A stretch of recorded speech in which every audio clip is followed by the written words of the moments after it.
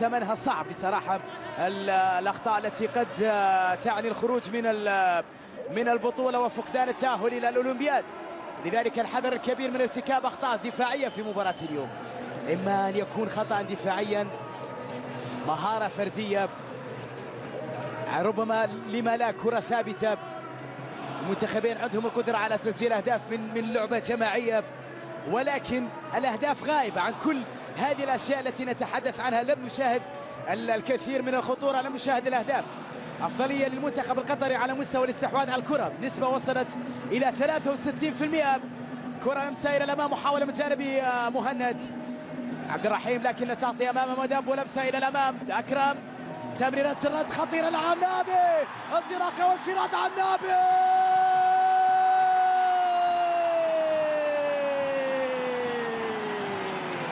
هدف للمنتخب القطري. أفوقاتنا في دفاع العراق. أحمد علاء يقول هيا بنا إلى ريو. في ملعب البطولات العنابي لا يتوقف، العنابي يريد مزيد من الانتصارات.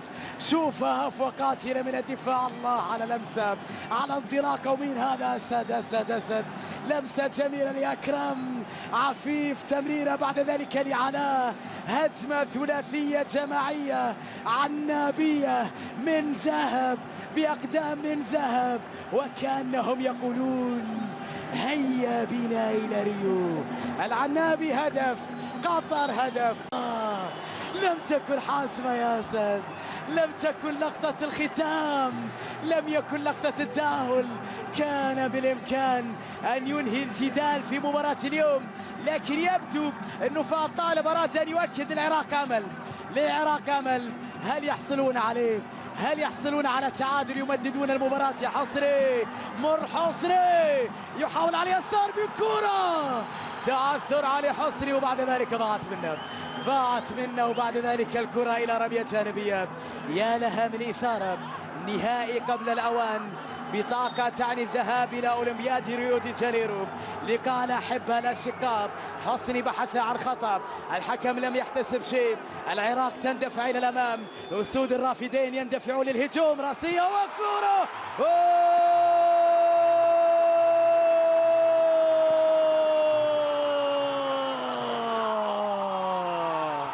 لم تخسر العراق.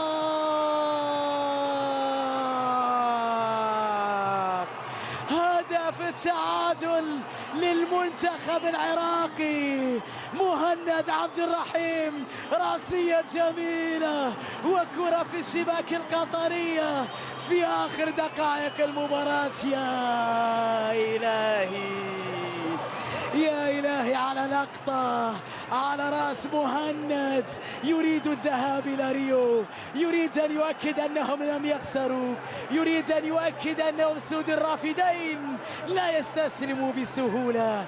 نعم، من أجل العراق، تعادل العراق في وقت متأخر في الرمق الأخير من بحث عن مرتدة بالنسبة للعنابي، طويل الكرة لمصلحة العراق بالراس، كرة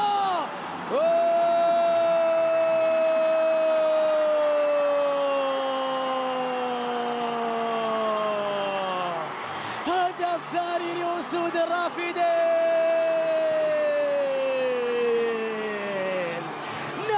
نعم فعلتها العراق. هدف أيمن حسين، كلاكيت ثاني مرة، راسية ثاني مرة، وهدف وقع مر يا لمرارته على جماهير العنابي. شوفها مرة أخرى، هذه عرضية وراسية وكرة في زاوية صعبة على الحارس.